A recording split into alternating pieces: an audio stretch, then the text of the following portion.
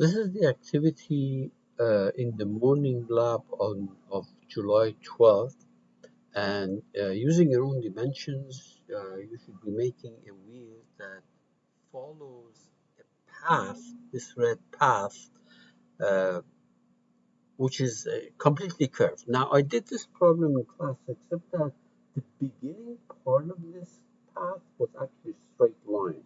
So that made things a little bit easier. So here I'm assuming that none of that, no portion of that line or that path is a straight line, and therefore there's a few things that you have to pay attention to when you do a problem, which is just like I described to you. All right. Good luck.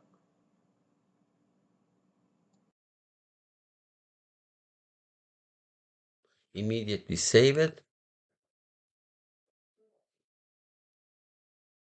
Okay, in this folder,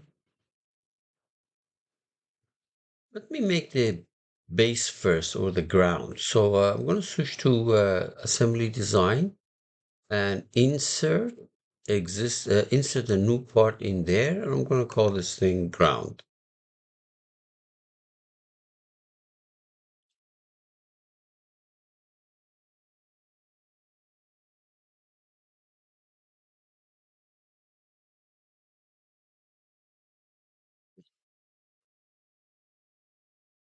Let's make it. Double click on this horizontal plane. I will sketch a rectangle, exit, pad it, say fine. Now on it, I'm going to draw a path. For example, I can use a spline if I want to. Exit, and there is my path. Okay. Uh, that's pretty much it as far as this. So we created that sketch. I would like to translate this thing upward, translate this thing upward by uh, a certain distance. For example, maybe 5 millimeter or something like that. So let me do that. Uh, what Because I want to translate this, I have to go to generative shape design. So we will switch to uh, shape design. This is where we have a translate for surfaces and wireframes and things like that. So look under transformation, just translate. No, that's symmetry. So translate is somewhere else. Let's find out where it is. Maybe that is the one. Translate right there. Translate this curve in the direction Z. And let me make this thing 10 millimeters so it looks like 10. Preview. Okay, that's good. 10. Remember, this is 10 millimeters. Very good. You'll see why we need it later on. All right. So let's go all the way to the top, save everything, and then insert a new part. That's going to be my wheel. Say no. I'm going to call this thing the wheel. Right click properties, wheel, and wheel. And we're going to make it. So double click on the wheel on a convenient plane. So for example, on this vertical plane, I will sketch a circle like that. I'm going to make this radius 10 millimeters. Remember, I translated that guy by 10 millimeters. So this is going to be, going to make radius of 10 millimeters. Okay.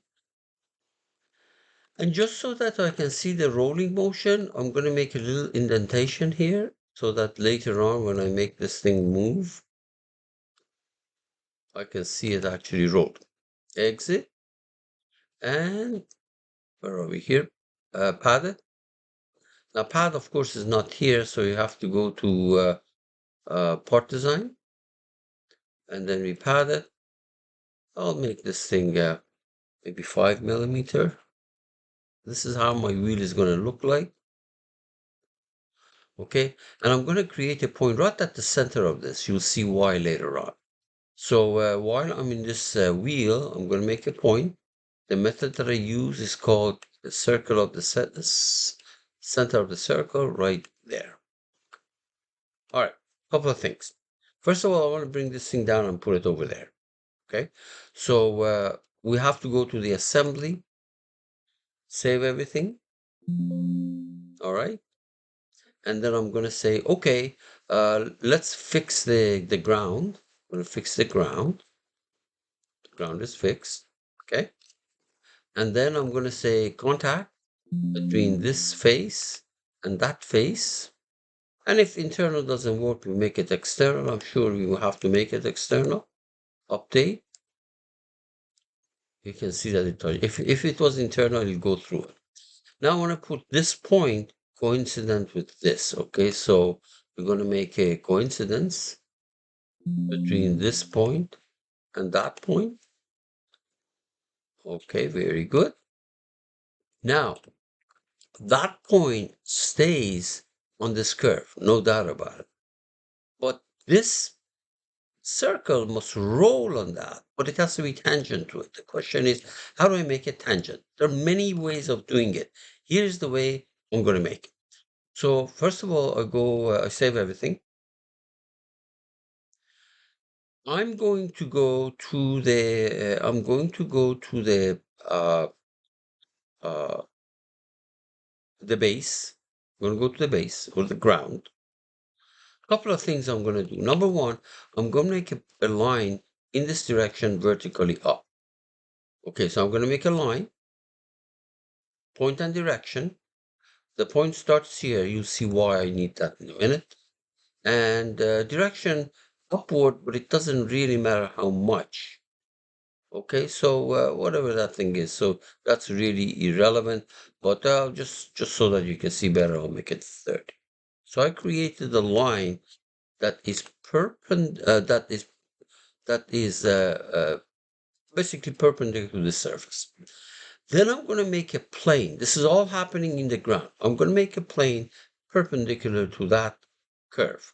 So here is a reference elements. We are in part design, so there is reference elements right there. And the method is normal to a curve, and the curve is this, and the point is that. No problem. So this curve, this plane is normal to that. Now, I want, if I took a plane that's 90 degrees to that, automatically it becomes tangent to that curve. So let's create it. Another plane, create another plane, but the method that you want to use it is called angle and normal to a plane. Click on it and read it carefully. Rotation axis. Rotation axis is this line. Reference plane is this line. So I want to take this and rotate it, and I want to go by 90 degrees. There. You see, now I have a plane that is at 90 degrees. This plane, you can see that right there, right there, and it's tangent to that. So now I can say, okay, why don't we go to the assembly design, and we make this plane coincident with that tangent plane that we made. So we're going to say coincidence between this plane and that plane. And we say, okay, let's see if it works. Yep. Now you can see it's tangent to that. Excellent. All the way to the top, save everything, and we're ready to roll. Okay, go to the digital mockup, get the magic wand out, new mechanism, auto create. Okay, see what kind of joint you've got.